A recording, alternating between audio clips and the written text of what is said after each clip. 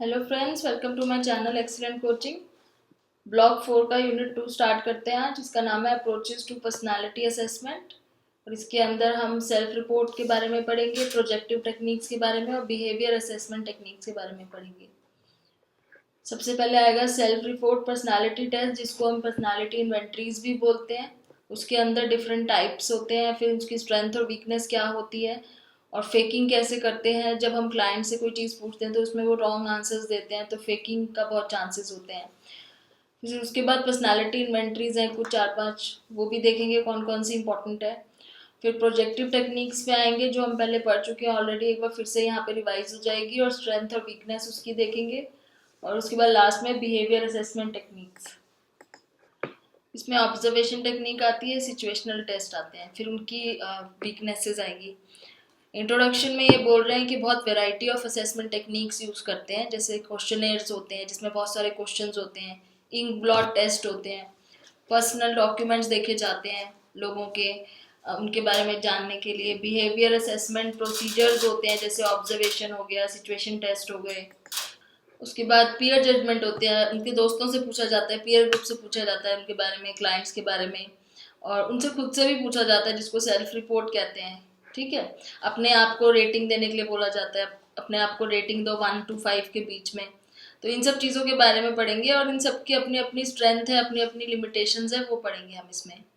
Objectives क्या है कि सेल्फ रिपोर्ट पर्सनालिटी टेस्ट कौन कौन से होते हैं, उनकी स्ट्रेंथ और वीकनेस क्या होती है, उसके बाद कैसे उसको ओवरकम कर सकते हैं जो भी उनकी वीकनेस है, कितने तरह के होते हैं सेल्फ रिपोर्ट टेस्ट। तो मेन फोकस यहाँ पे ज़्यादातर सेल्फ रिपोर्ट पे ही है। फिर प्रोजेक्टिव टेक्निक्स हैं, उनकी स्ट्रेंथ और वीकनेस है, और लास्ट में बिहेवियर असेसमेंट टेस्ट है। सेल्फ रिपोर्ट पर्सनालिटी टेस्ट, जिसको हम इन्वेंट्री भी बोलते हैं, पर्सनालिटी इन्वेंट्री, ये वो होते हैं जिसमें उस पर्सन को हम खुद ही बोलते हैं, अपने आप को सेल्फ रेटिंग दो, या जो क्वेश्चंस हैं उनके आंसर आप उसमें चूज करो, जैसे यस, नो, डोंट नो, इस टाइप के ऑप्शंस होते हैं उसमें। इसको इन्होंने 5 कैटेगरीज में डिवाइड कर दिया है। एक होती है पर्सनालिटी इन्वेंट्री, जिसमें हम उसका किसी का मेजर करते हैं, सोशल ट्रेट करते हैं, जैसे कि सेल्फ कॉन्फिडेंस कितना है, डोमिनेंस कितनी है, एक्सट्रोवर्जन कितना है। सोशल ट्रेट मतलब सोसाइटी में लोगों के सामने किस तरीके से बिहेव करते हैं। दूसरा एक होता है जिसमें हम उसकी एडजस्टमेंट देखते हैं, उस पर्सन की कितनी एडजस्टमेंट है अपने एनवायरनमेंट में, स्कूल में कितनी एडजस्टमेंट है, होम में कितनी एडजस्टमेंट है, हेल्थ वाइज कितनी एडजस्टमेंट है। एक होता है जिसमें पैथोलॉजिकल ट्रेट्स देखे जाते हैं कि उसको कोई साइकोलॉजिकल प्रॉब्लम तो नहीं है। फिर आता है जिसमें स्क्रीनिंग करी जाती है, जब हमें 2 ग्रुप्स में डिवाइड करना होता है लोगों को, higher scorer, lower scorer, 2 groups में करते हैं। और एक कैटेगरी होती है जिसमें हम खाली एटीट्यूड और इंटरेस्ट और वैल्यूज के बारे में जानते हैं। तो हमारी इन्वेंट्री में किस तरह के क्वेश्चंस हैं, वो इस चीज पर डिपेंड करता है कि हम इसमें से पांचों में से कौन सी चीज हम मेजर करना चाह रहे हैं। जैसे इन्होंने एग्जाम्पल दिया पहले वाले का कि सोशल ट्रेट्स मेजर करते हैं, तो जैसे ईपीक्यू है, आइजैक का पर्सनालिटी क्वेश्चनेयर है, वो सोशल ट्रेट्स को मेजर करने के लिए होता है, self confidence, dominance, extraversion, introversion, वो सब चीजें। दूसरा एडजस्टमेंट वाले को मेजर करने के लिए कौन सा यूज होता है, बेल्स एडजस्टमेंट इन्वेंट्री होती है। इसमें इस तरह की चीजें चेक करी जाती है कि वो कितना एडजस्टेड है अपने एनवायरनमेंट को लेके। मैं आपको इनकी पिक्चर्स दिखा देती हूँ, मैंने छोटे छोटे स्क्रीनशॉट्स रखे हुए हैं क्वेश्चनर्स के, तो आप उसके 2-3 क्वेश्चन देखोगे तो आपको पता चलेगा कि किस तरीके से इसमें एडजस्टमेंट के बारे में पूछा जा रहा है। जैसे ये है, ये एक उसका सैंपल है बेल्स एडजस्टमेंट इन्वेंट्री का। उसमें इस तरह के क्वेश्चंस होते हैं, do you enjoy social gathering with people, और do you frequently experience vomiting, diarrhoea, nausea, do you ever have a strong desire to run away from home, do you take responsibility for introducing people at a party. तो ये कुछ ऐसे questions हैं, yes no में answer करना है। तो ये चीज़ें जानने के लिए कि आप कितना एडजस्टेड हो, आपके रिलेशनशिप सबके साथ कितने एडजस्टेड हैं, वेल एडजस्टेड हैं, तो इस तरीके से ये क्वेश्चनेयर होता है। फिर आगे चलते हैं, तीसरा जो था पैथोलॉजिकल ट्रेट्स के लिए। पैथोलॉजिकल ट्रेट्स के लिए जैसे एमएमपीआई बहुत फेमस है, मिनेसोटा मल्टीफेजिक पर्सनालिटी इन्वेंट्रीज का पार्ट 1 है, पार्ट 2 है। तो इसमें किस तरह के ट्रेट्स देखे जाते हैं, hysteria, Paranoia, hypomania, depression, schizophrenia, इस टाइप के कुछ इस तरह के क्वेश्चंस होते हैं जिसमें हम इस चीज़ का पता कर पाएं कि उनके अंदर ये प्रॉब्लम्स तो नहीं है, पैथोलॉजिकल प्रॉब्लम्स तो नहीं है इस टाइप की।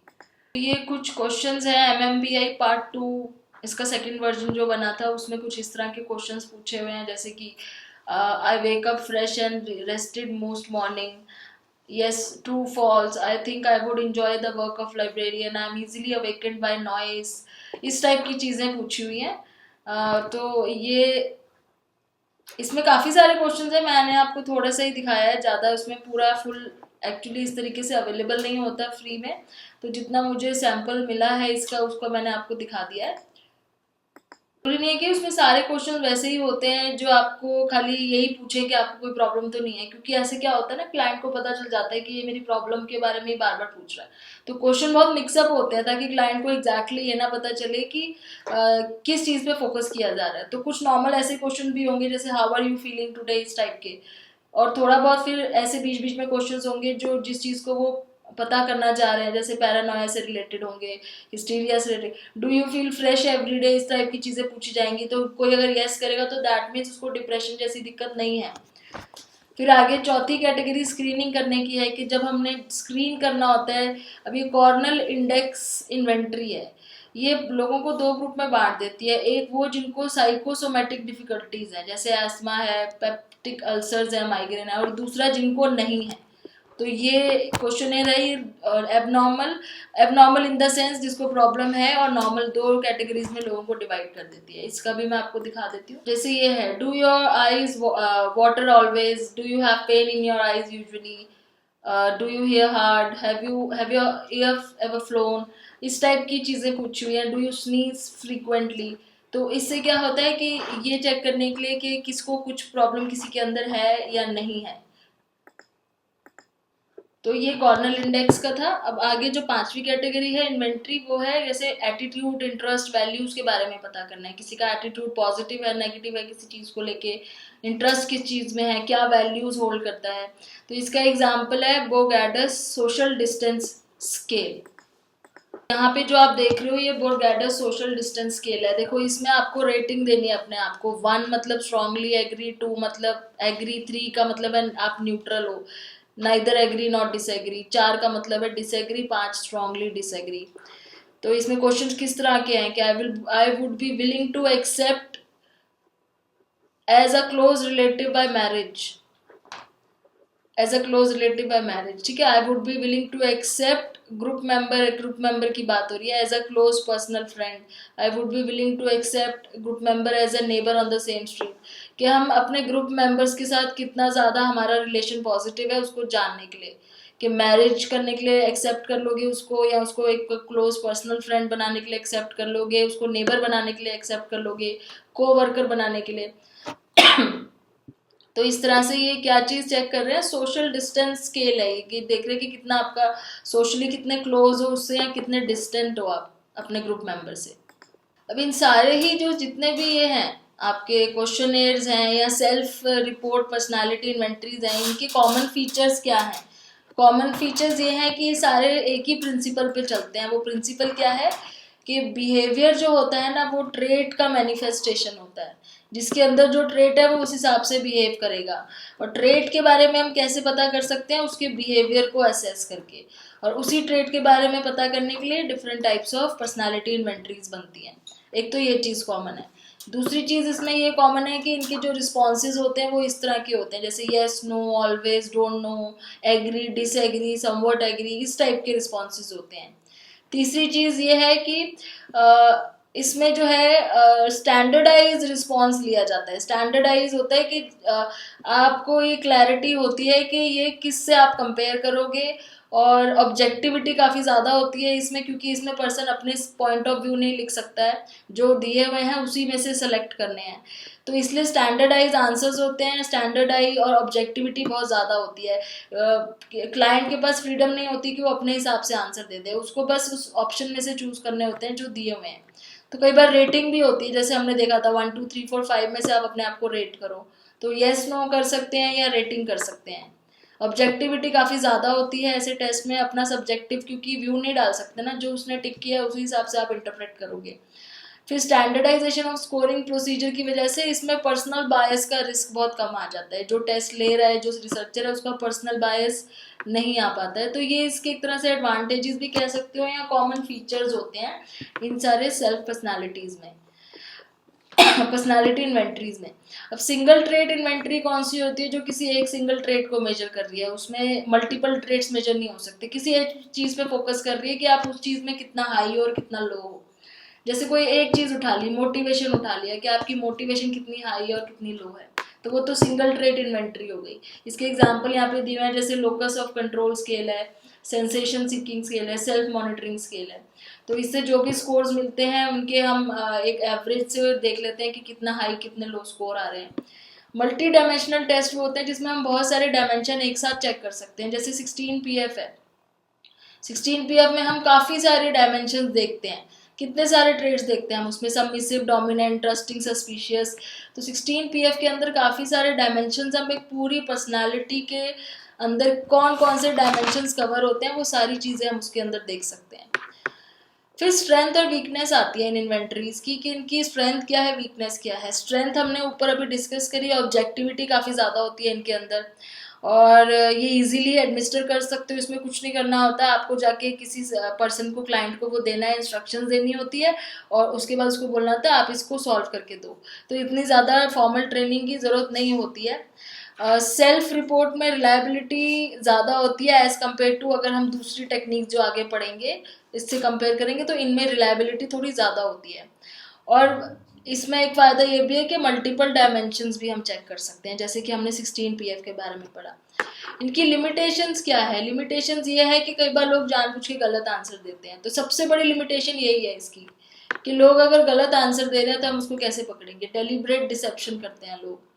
कंसिडरेबल इन्फ्लुएंस, सोशल डिजायरेबिलिटी, मतलब ऐसे आंसर्स देते हैं जिसमें वो सोशली डिजायरेबल लगे, मतलब वो अपने आप को ज़्यादा से ज़्यादा नॉर्मल दिखाने की कोशिश करते हैं। तो कभी भी एक्सट्रीम आंसर नहीं करते हैं। स्ट्रांगली डिसएग्री या स्ट्रांगली एग्री बहुत कम लोग ही उसको चूज करते हैं, हमेशा लोग न्यूट्रल के आसपास ही चूज करते हैं। फिर आ जाता है कि influence of the response set, कि जो रिस्पॉन्सेज लिखे हुए हैं उसका क्या इन्फ्लुएंस पड़ रहा है लोगों के ऊपर, वो उस रिस्पॉन्स को किस तरीके से देख रहे हैं, वो सारी चीज़ें बहुत प्रॉब्लम करती हैं इन इन्वेंटरीज में। और डेलिब्रेट डिसेप्शन कब होता है? जब उसको लगता है कि अगर मैं गलत आंसर दूंगा तो मेरा जो इम्प्रेशन है कुछ अलग तरीके से ही बन जाएगा, सही आंसर दूंगा तो अलग तरीके से बन जाएगा। तो उनको अगर कोई फ़ायदा हो रहा होता है गलत आंसर देने से अपनी इमेज बेटर बनाने में, तो वो डेलिब्रेट डिसेप्शन करते हैं। तो सबसे बड़ी प्रॉब्लम इसमें एक्चुअली लिमिटेशन एक ही आ रही है बार बार, कि लोग फेकिंग करते हैं। फेकिंग क्या करते हैं? या तो फेकिंग गुड करते हैं या फेकिंग बैड करते हैं। फेकिंग गुड क्या होता है? जब आप इंटेंशनली किसी चीज़ के लिए एग्री कर जाओ जिससे आपका इंप्रेशन फेवरेबल बने। जैसे आप इंटरव्यू देने कहीं जा रहे हो, उन्होंने आपसे कुछ रिटन टेस्ट दिया आपको जिसमें आपको चॉइसेस टिक करनी है, उसमें लिखा हुआ है कि आप हार्ड वर्किंग हो या आप नहीं हो, उस टाइप का कुछ ऐसा क्वेश्चन है। तो आप नहीं भी होगे तो आप येस पे टिक करोगे ना, ऑब्वियसली, क्योंकि आपको जॉब चाहिए। तो वो फेकिंग गुड हो गया। फेकिंग बैड क्या होता है? कि जब इस तरीके से अपने आप को दिखाओ कि हमारे अंदर कोई प्रॉब्लम है, ताकि आपने कुछ अगर गलत क्राइम किया है तो उससे आप बच जाओ। अब जो क्रिमिनल्स होते हैं उनके साइकोलॉजिकल असेसमेंट में जानबूझ के वो अपने आप को साइकोलॉजिकली डिस्टर्ब दिखाते हैं, ताकि ऐसा इंप्रेशन पड़े कि अच्छा साइकोलॉजिकल प्रॉब्लम की वजह से इन्होंने ये क्राइम किया है। तो वो फेकिंग बैड हो गया, अपने आप को बैड दिखाने की कोशिश करना। उसके बाद एक लुकिंग गुड वाला भी प्रॉब्लम होती है, कि अपने आप को सोशली डिजायरेबल दिखा रहे हो, आप ये दिखा रहे हो आप बहुत सोशेबल हो, आपके बहुत फ्रेंड्स हैं। क्वेश्चन पूछा है कि do you have many friends, तो उसमें येस नो की बजाय आपने नहीं भी होगा तो भी येस कर दिया, ताकि सबको लगे कि आप बहुत फ्रेंडली हो। तो ये सोशल डिजायरेबिलिटी दिखाने की कोशिश करते हैं। इस तरीके से लोग अपने आप को, जो उनको लगता है कि ज़्यादा फेवरेबल होगा उनके लिए। इन सब चीज़ों को कंट्रोल करने के लिए काफ़ी सारे मेजर्स हैं जो हम आगे पढ़ने वाले हैं। और एक स्केल, एक और इन्वेंट्री भी बनी हुई है जो इस चीज़ को चेक करती है कि लोग कितना ज़्यादा अपने आप को सोशली डिजायरेबल दिखाते हैं। तो मार्लो एंड क्रॉन ने एक सोशल डिजायरेबिलिटी स्केल बनाया हुआ है। मार्ले और क्राउन का सोशल डिजायरेबिलिटी स्केल का ये मैंने एक यहाँ पे छोटा सा सैंपल है। जैसे यहाँ पे क्वेश्चंस पूछे हुए हैं कि I never hesitate to go out of my way to help someone. अब इस तरीके से कोई हमेशा ही इस चीज़ को यस करे अगर कि मैं दूसरों की हेल्प करने ज़रूर जाता हूँ. It is sometime hard for me to go on with my work because I am not encourage. I have never intensely dislike anyone. मैंने कभी किसी को डिसलाइक नहीं किया है. तो इसका मतलब वो अपने आप को जानबूझ के सोशली डिजायरेबल दिखाना चाह रहा है. I am always careful about my manner of dress. ये सारे ऐसे क्वेश्चन हैं जिसको पढ़ के आपके आंसर्स किसी के पढ़ के आपको आइडिया लग जाएगा कि कोई अपने आप को हमेशा डिजायरेबल ही दिखाना चाहता है. तो आगे चलते हैं. कैसे हम इनको क्या मेजर्स हम ले सकते हैं फेकिंग को अवॉइड करने के लिए.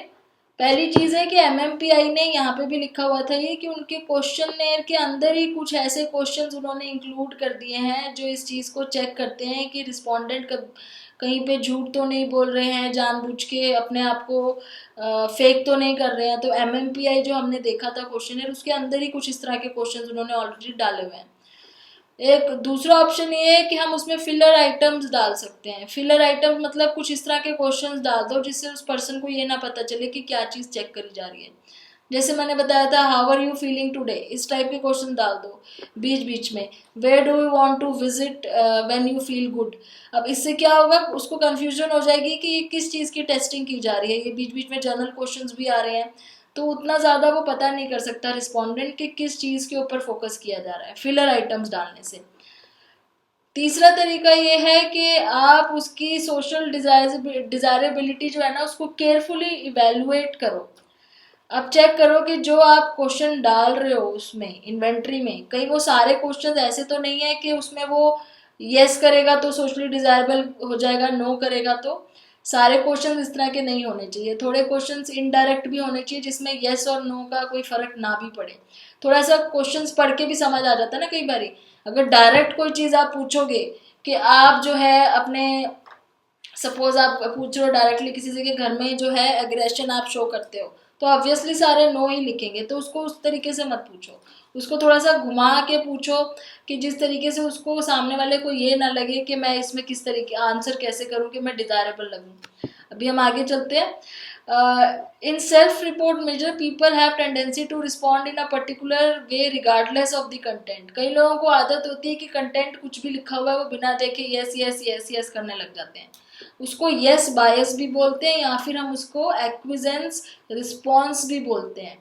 एक्विजेंस रिस्पॉन्स क्या होता है कि आप बस यस कर देते हो सोच के कि यस मतलब एग्री एग्री एग्री कर देते हो बिना ये सोचे कि मतलब उसमें क्या चीज़ पूछी हुई है. और नहीं एग्री, उसको आप एक्यूरेट आंसर नहीं देते हो, अपने आप को बस आप दिखाते हो कि आप सबसे एग्री हो, हर चीज़ से आप एग्री हो. तो इस केस में क्या होता है जब इस तरह की प्रॉब्लम होती है तो आप उसमें ऑप्शन जो है वो एग्री वाले ऐसे मत रखो, यस नो खाली ऐसे मत रखो कि सिर्फ वो एग्री या ट्रू फॉल्स इस तरह के क्वेश्चंस मत रखो. अगर आप ट्रू फॉल्स रखोगे तो वो सब में ट्रू टिक करेगा, यस नो रखोगे तो सब में यस करेगा. उसके लिए आप इसके आंसर्स के लिखने का तरीका बदल दो. आप उसमें इस टाइप से लिखो जैसे डेफिनेटली नॉट, प्रोबेबली नॉट, फिर डोंट नो बीच में आ जाएगा, फिर प्रोबेबली विल, डेफिनेटली विल.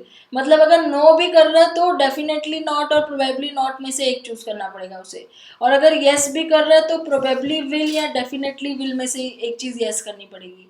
तो इसमें एग्जैक्ट येस नो क्लियरली नहीं लिखा है, एग्जैक्ट ट्रू और फॉल्स नहीं है, उसको भी आपने और टुकड़ों में बांट दिया है. तो इसमें वो इतना ज़्यादा जो है अपने आप को एग्री नहीं दिखा पाएगा जितना ज़्यादा येस नो में कर सकता है. क्योंकि येस नो में ईजी है, वो फटाफट से यस यस यस पे टिक कर देगा. लेकिन अगर यस में भी डेफिनेटली प्रोबेबली इस टाइप की चीज़ें होंगी तो उसको देखना पड़ेगा कि मैं कौन से वाले यस पे टिक करूँ.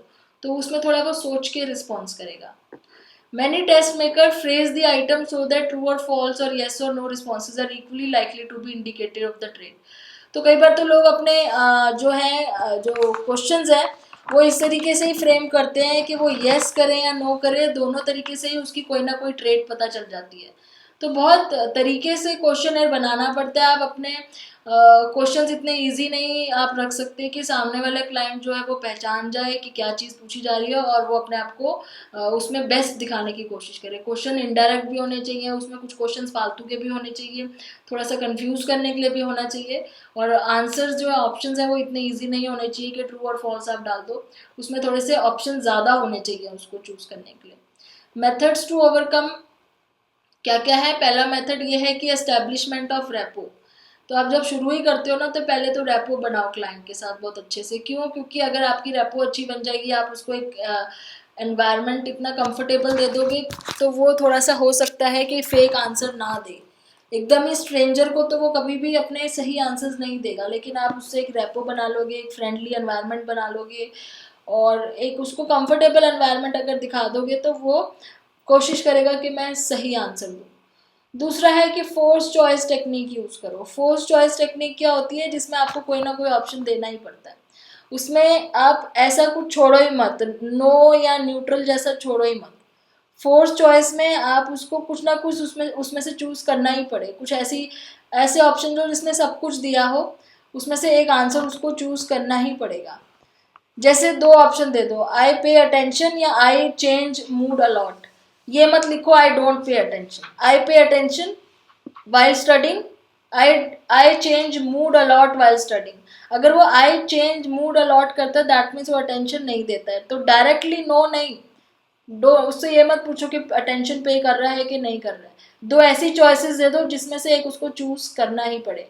अब यहाँ पे वो चेंज मूड अलॉट अगर चूज कर रहा है, तो वो एक तो उसको लगेगा कि मैं ये तो नहीं बता रहा ना कि मैं अटेंशन नहीं देता, लेकिन आपको पढ़ के समझ में आ जाएगा कि वो उसका अटेंशन जो है वो बहुत जल्दी वो होता है, डिस्ट्रैक्ट होता है, उसका मूड बार बार चेंज होता है, दैट मीन्स उसकी अटेंशन भी डिस्ट्रैक्ट होती है। इस टाइप के आप उसको फोर्स चॉइस क्वेश्चन दो, मतलब उसको चूज करना ही पड़े दो ऑप्शन में से। कोई तीसरा ऐसा ऑप्शन, न्यूट्रल वाला ऑप्शन ही ना हो, या नो या यस वाले ऑप्शन ही ना हो। ऐसे ऑप्शन हो जिसमें से एक उसको उठाना ही पड़े। जैसे very true, somewhat true, very untrue, somewhat untrue, इस टाइप के दो कि एक चीज उसको चूज करनी ही पड़े। फिर है concealing the main purpose of the test. Main purpose उसको टेस्ट का ना पता चले। टेस्ट जो है जैसे पर्सनालिटी टेस्ट होते हैं, उसमें उसको आप इस तरीके से शो करो कि वो एबिलिटी टेस्ट है। उसको ऐसा लगना चाहिए उसमें कुछ ऐसे क्वेश्चंस भी हों जिससे उसको लगे कि ये पर्सनालिटी टेस्ट नहीं है, ये एबिलिटी टेस्ट है। अगर उसको पता नहीं होगा कि किस चीज़ का टेस्ट है, तो वो अपने आप को फॉल्स इन्फॉर्मेशन नहीं दिखाएगा उसमें जानबूझ के। So personality test described as ability test, और या फिर उसमें फॉल्स इन्फॉर्मेशन डाल दो। जैसे कि एक तो तरीका ये है कि आप उसमें उसको गलत पर्पस दिखा दो। आप पर्सनालिटी टेस्ट ले रहे हो लेकिन आप बोल दो वो एबिलिटी टेस्ट है। एक तरीका तो ये है। दूसरा तरीका ये, आप उसमें इस तरह की इन्फॉर्मेशन डाल दो जिसमें कुछ चीज़ें जो चीज़ें नकली हैं, अगर वो उसको भी चूज करता है तो आपको ये आइडिया लग जाएगा कि ये यहाँ पे गलत वो कर रहा है। जैसे आपने पूछा आप कौन कौन सी बुक्स पढ़ते हो, इसमें से आप बुक्स के नाम टिक करो जो जो आपने पढ़ी हुई है। अब उसमें आप ऐसी बुक्स के नाम भी डाल दो जो एक्चुअली में वैसी बुक्स हैं ही नहीं है। अगर वो उसको भी टिक कर रहा है, दैट मीन्स आपको लग जाएगा आइडिया कि गलत आंसर दे रहा है, ये ठीक आंसर दे ही नहीं रहा है। तो इस तरीके से हम चेक कर सकते हैं। गलत ऑप्शन डाल दो जो होते ही नहीं है, अगर वो उनको भी टिक कर रहा है दैट मीन्स वो आंसर्स गलत दे रहा है।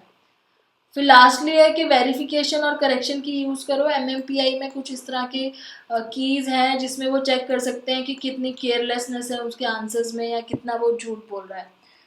तो कौन कौन सी इन्वेंट्रीज हैं ऐसी जो अभी तक हमने सुनी है? ज़्यादातर 16 PF सुना हुआ है। नियोपाई भी हमने पढ़ा था। ये नियोपाई की फुल फॉर्म है neuroticism, extraversion, openness, personality inventory. फिर मायर्स ब्रिग्स टाइप इंडिकेटर है जो कार्ल यूंग की उस पर थ्योरी के बेस पे बना हुआ है। MBTI शॉर्ट में बोलते हैं इसको। और MMPI की जो बात हो रही है बार बार, वो मिनेसोटा मल्टीफेजिक पर्सनालिटी इन्वेंट्री है। तो ये सारे सेल्फ इन्वेंट्रीज हैं। इन इंडियन इन्वेंट्रीज भी हैं। बाई चांस इंडियन का आपको कभी एग्जांपल लिखना हो तो एक Bengali developed multiphasic personality inventory known as youth adjustment analyser YAA। तो इसमें ये इन्वेंट्री इंडियन इन्वेंट्री है, इंडियन रिसर्चर ने बनाई हुई है।